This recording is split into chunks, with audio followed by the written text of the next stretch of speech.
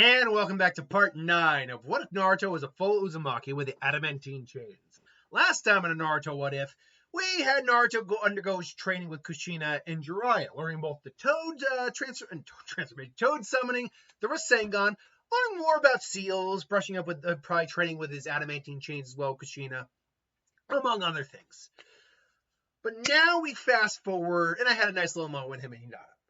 But we fast forward to the actual day of the finals. Everyone's getting ready. The third sits down. Now, Kushina is not next to the third. You might think, oh, wait, no, she'd be there to protect him against Orochimaru. Orochimaru's not dumb either. If he knows Kushina's there, he's going to take a moment to think about that. But he also is probably aware she's there to watch Naruto. He'd have to be. So she's probably he's probably had to think of ways to keep her in check. Probably just keep other ninja, like literally just pound her with ninja until he can get the third separated. That's probably his goal. And she seems to be in the crowd. That's what she's doing. Seems to be. But more to the point, we get to the finals. Now, okay, the final exam. First match will be Naruto Uzumaki versus Neji Hyuga. Now, some of you guys did bring up basically the question of, how Neji kind of operates mentally in this one versus how he does in the original. And I brought it up initially, not in the last video, but the previous video, about Neji's viewpoints on, fate and destiny, thinking he's better or superior. Excuse me. And the question would be, really, is, let's just see here. Where was that last video so I can actually get the, was it 7? Was it episode 7 where these comments got brought up? I'm checking right now. I hate when the video takes a moment to load. So annoying. Okay, there we go. So anyway, where are those comments? Let's see those comments, shall we? Does someone bring up the, and by the way, it's Hizashi. Someone basically helped me with the pronunciation on that. Who basically brought up Neji in terms of where his mentality is? It looks like it was brought up in the other video. Whatever, it doesn't really matter. What does matter is where we stand now. How Neji views Naruto, how he views he probably views his plan the same way he did in the original.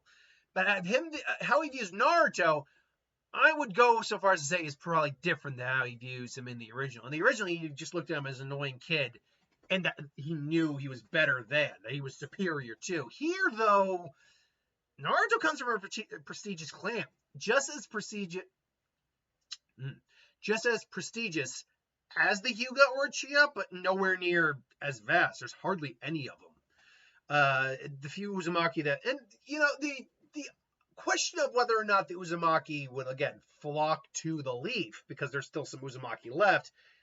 I mean, maybe you could argue that, but the amount, there's not like there was a lot of knowledge of the remaining Uzumaki to begin with.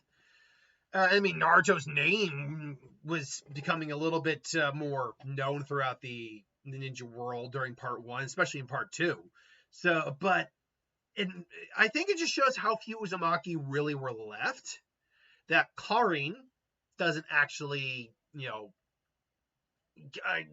never actually see Karin acknowledge that he's an Uzumaki. Which begs the question, does she know she's an Uzumaki? I think that might be a legitimate case there for why that's never been brought up. Because maybe she just never knew she wasn't Uzumaki. She just knew her mother and her had these abilities. And Orochimaru basically and Kabuto just took DNA samples from her. And same with Nagato and his parents, or at least Nagato. And we don't know if there's any other Uzumaki beyond that left. So that actually makes some sense that maybe she just never knew she was an Uzumaki. If you look at the time frame of it, it would kind of make sense. The Uzumaki were mostly wiped out by the time Karin would have been born. So, and if her mom wasn't going by that name and not even teaching her lineage, that would make a lot of sense. I digress. So, Neji probably does view Naruto in a lot more high regard and respect, but he's still probably on that good shit. where he just thinks, Naruto, I want you to know this isn't personal. And then Naruto just kind of like puts up, huh? It's like, this fight, it's destined between us. You understand? And I understand that you have a real you have a real problem with the idea of with destiny and how it, or how would he put it? I understand that you nearly beat your cousin to death just because of something that happened in your past. You can't just take out your aggression and trauma on my friends like that or people like that, especially when they're my friends. I see. You still don't get it. It's destiny this way. Hinata is from the main household. Yet it was her destiny to lose. For she is not. For she is just isn't an equal to someone like you or me. It's like you or me. That's right. We are the chosen among our clan. Despite what fate may in store for us. And Naruto's just listening to him like, you really have bought your own hype, haven't you? So I just want you to know it. I harbor no ill will for your defeat. Know that it's destiny that I am to win this match, Naruto. I think it become a little bit more of an ego trip on him in this version. And Naruto just looks at him like he's grown a second head, like, okay, are you all right? You done? Mm-hmm. Huh? Is that really it? All right, because I've got something to say too, then I've got only one thing to say to you. And just holds his hand out, and his chains actually slowly start to come out of his hands, and they wrap around him. And Neji just kind of gets a little bit more fierce. I'm going to win. And it's like, begin! And then Naruto shoots the chains out. Now, Neji, it does avoid, but the chains have a mind of their own. He's got like thinner chains now. He's like firing like 5 of them off of his arms. He can't fire like 10 as a whole. Although I'm sure he probably has more like 6 or 7 now chains. The amount of chains, by the way, we don't know if there's a finite limit. As far as we know, as long as you got chakra and control, you can make as many chains as you want. And they can grow as long as you want too. Naruto basically just throws the chains again. And basically he's just trying to cage Neji up. And Neji's immediately like, it's like not good. But he just focuses his head, Shanto Fist! And he's really having to concentrate. But again, because they are chakra, Neji can straight out see Naruto's not able to hide these things. He can straight out see where the chakra is, and he just concentrates and just like it snaps like a chain. So Neji is able to get out of there, but does manage to get like a gash on him. Close. The chakra chains of the Uzumaki, the Adamantine chains of seal binding. We were taught a great deal about them in our education about the village, particularly in the Hyuga household. You see those chakra chains. We see it makes us see you as something as rivals, Naruto. And and your point, what I'm saying is, I've been training to fight you since I was young. And Naruto's just really, let's put that to the test. And just rushes in again, but this time he just makes some like one hand signs. So close quarters. You'll have to do better than that. Gale punch! Rushes forward. It's just kind of and Neji nearly just manages to hit Naruto's arm, only for a chain to shoot out from his side. Just that's and just Neji's barely able to duck, only for Naruto to swing the chain out and start to grab him, only for him to cut the chain again. It's like, this isn't going to be easy. Naruto just feels the the chakra point person. That's annoying. It's like, what? He just makes a quick little seal on his hand because he got the little seal for the ancient. It's like, wait, what? He just resealed or unsealed his chakra point. Wait, what was that? Chakra seal. Something me and my mom cooked up special for this fight. Basically, I just put some chakra into the seal, and it forces the seal over a certain area, and it forces chakra into that spot. In this case, they forced it back into the chakra point, reopening it. Unfortunately, in the seal just dissipates. It's only a temporary type of seal. Still, Naruto then. Now then, let's see, you like this? And he's like, tornado, fast, rotation. And then they just clash. Like, so that's why mom taught me that. I was like, ugh. You'll have to do. It's powerful, but I can still manage to hold it off. All of a sudden, chains are coming through it as well. Just whoosh. So the chakra chains as well. It's overwhelming. Rotation. Just finally blasts it away. Suddenly, multiple chains come from all over locations. He sees multiple Narutos. He's ducking and weaving as best he can. I will not fall. I will not fall here. Fate has determined it. I will be the winner, Naruto Uzumaki. Is that right? And all of a sudden, he basically does a paralysis seal on to Neji through the use of his clones and chakra seals. It's basically like the seal matrix. He goes, paralysis seal. Yeah, you're not going to be able to move for some time after that. I see. Clever, Naruto, but I refuse to give up. Well, but you're unable to battle. You're unable, and Naruto makes the mistake of getting close. Proctor, he's unable to battle. No, are you sure about that, Naruto Uzumaki? Huh? And then blasts basically the seal wide open. Just what? Not the seal open. He basically just fires chakra out of his chakra points, which you know he can do at that point. Just boom. Because that's how Gentle Fist kind of the rotation works. He's blasting chakra out of his chakra points. And Naruto, unfortunately, gets caught. And it is enough to kind of break the seal a little bit to just release it and get it out of the seal. Naruto clones poof out too. Neji feeling numb and a little like tingly. Like, ever have your arm fall asleep? Kind of like that. His whole body. It's like, and rushes in. Naruto gets up. It's like, you're within my 8 trigrams, Naruto. It's like, damn it. It's like 2 palms, 4 palms, 8 palms, 16 palms, 32 palms, 8 trigrams, 64 palms. It's like, Naruto is barely able to use his chains to offset a couple strikes, but he still gets hit with like 50 of them.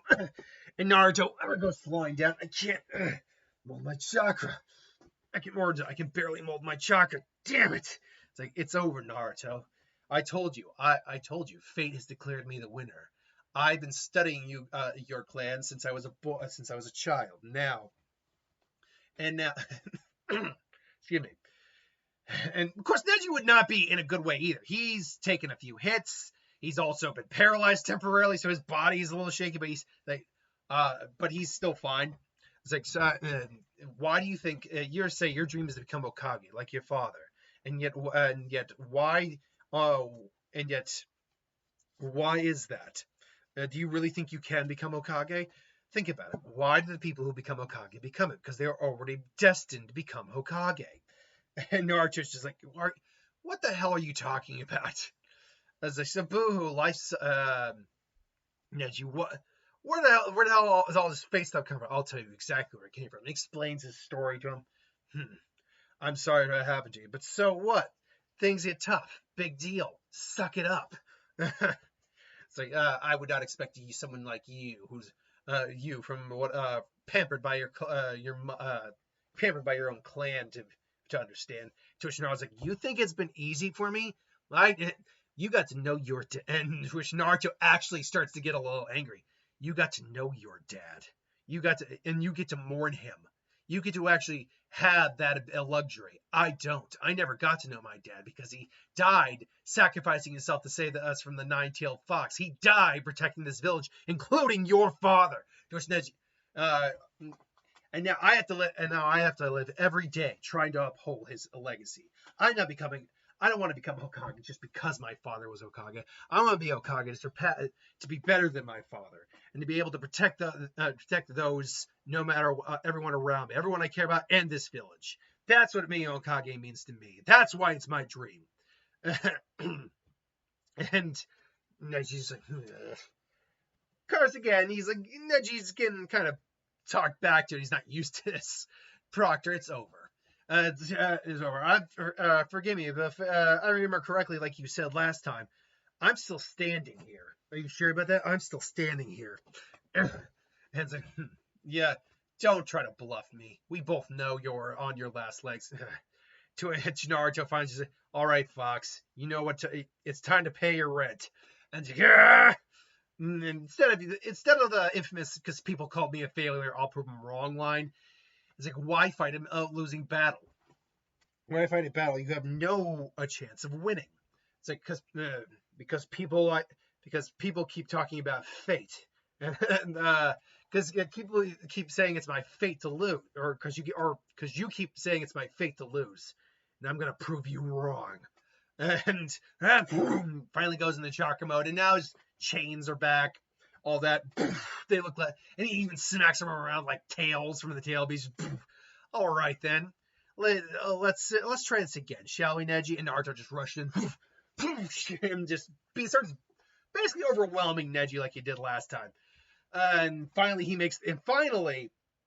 not enough time. Rotation. Got you. Rasengan. What? And it grinds against the rotation, pretty much just pulses it. What? Unfortunately, the rotation would still take a lot of the brunt of the Rasengan, but it still ends up hitting Neji and throwing him into a wall. Granted, it would be a stronger Rasengan because he's got the Fox Chakra going, but regardless, Naruto beats Neji down pretty handily. And so, I don't know, you didn't use that jutsu before. What was that? That was the creation, my own dad's own creation, the Rasengan. Doesn't need hand signs, all I need is a chakra and the will to use it. Like I said, those destined to be Hokage will be chosen. Now, the question about fate, changing your fate. Is there a way for Naruto to emphasize that this time around without it being like, I failed the Shadow Clone Jutsu 3 times?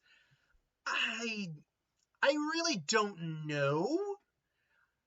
Naruto, but it's Naruto. I'm sure he could say something about that. You know, you keep saying that we're all destined. We're all stuck with the fate that's what fate's given us. But it sounds like to me your dad made a choice. He chose to break out of his fate. What? You was like, well, think about it. He was legacy to it's a second or main branch or side branch, whatever you call it, to protect, and that's what he did. But he did it on his own terms. From what, at least that's what it makes sound like. And admittedly, or then again, maybe not, because Hiashi reveals Hisashi made that choice himself. So anyone can change their destiny if they try. I mean, look at me. I got really lumped in a bad deal with a few things, despite my upbringing. I still make it work. And Hinata, Hinata's the head of the Hyuga clan. She's nothing like you, and she still gave you a run for her money. Again, there's plenty of ways Naruto could probably hammer the point across the Neji. I just don't know of any right up top of my head, because Naruto talked no juice the hell out of him, and it would work. So, with that said, the crowd cheers. He just, yeah!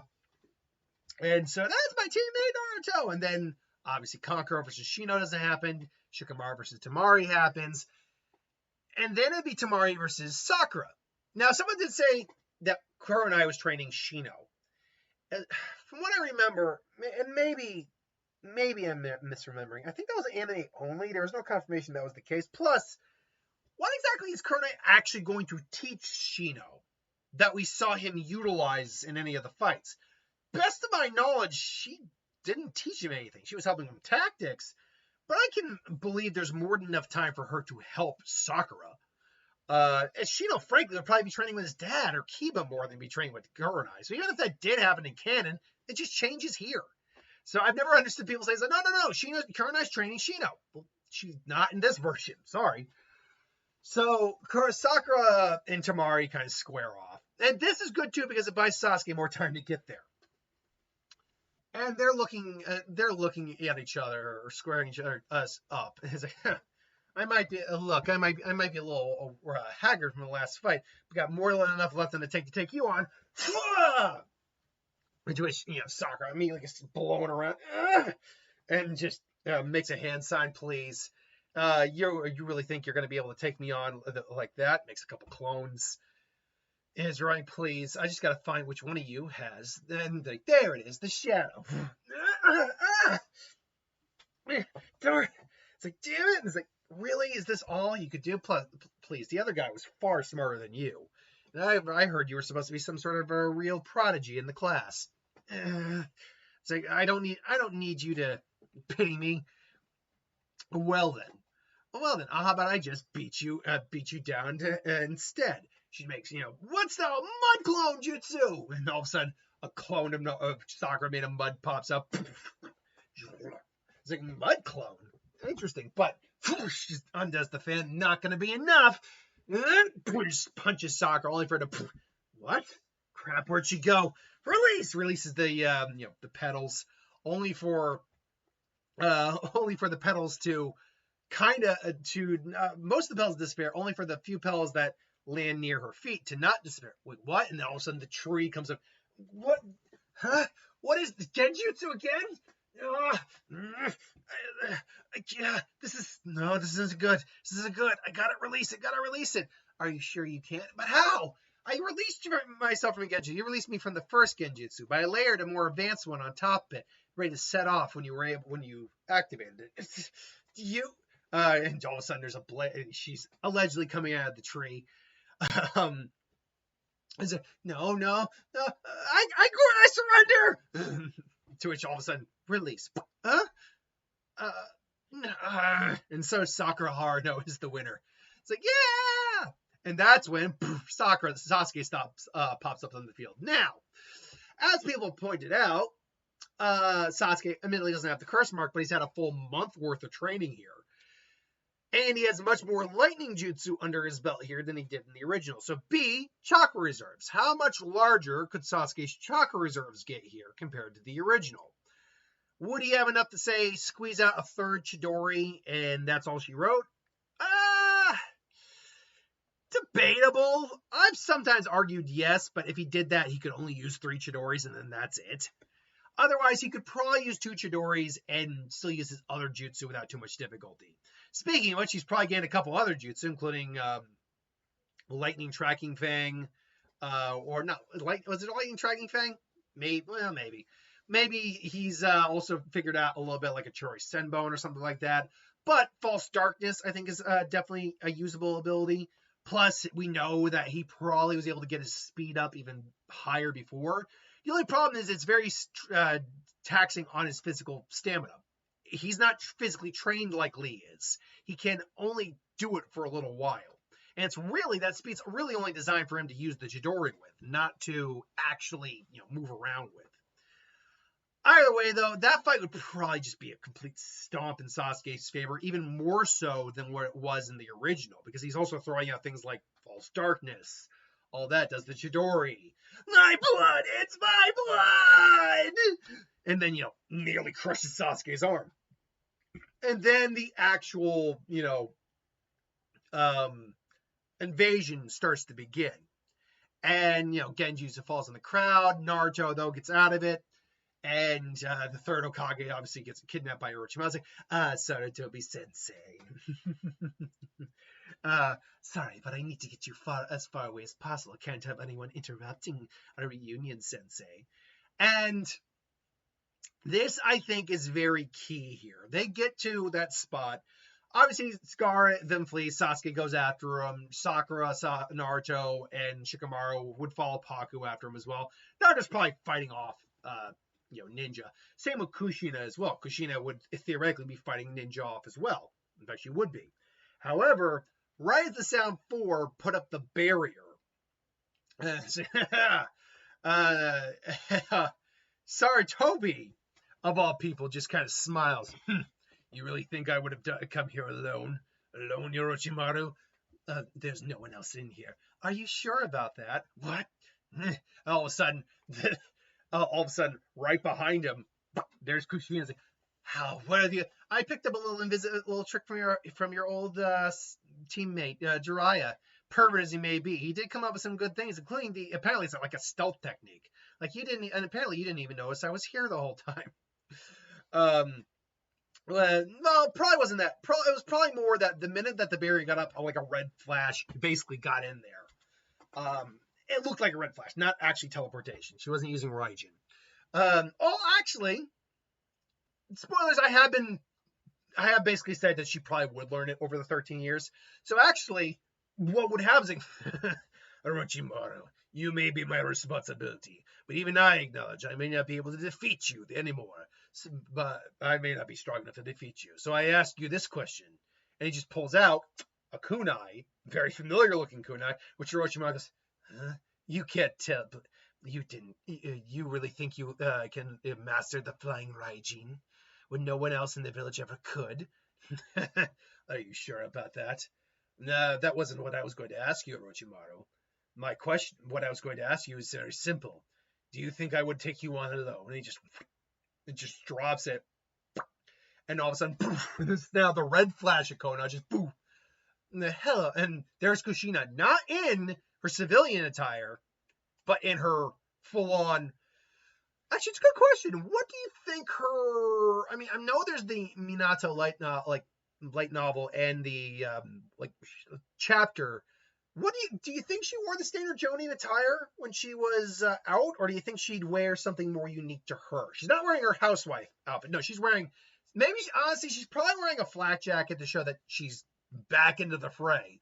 But more importantly, actually, I could see her wearing her husband's cloak, to be honest. That's probably what. She's probably wearing that. She's probably wearing something kind of like a Hakma or something like what Jiraiya or like what Tsunade wears. But she's essentially taken on the role of the red flash of the leaf. You really think we wouldn't have been training? I wouldn't have kept training Orochimaru? And this is where Orochimaru's being like, Kushina. Now, truth be told, Kushina could get out of this barrier. Like, as strong as this barrier is, like, as dangerous as it is, Kushina would not. It looks at this barrier and say, I gotta admit, it's not bad work for inexperienced individuals. And Taiyo probably say, that son of a easy Taiyo, she's just trying to get to you.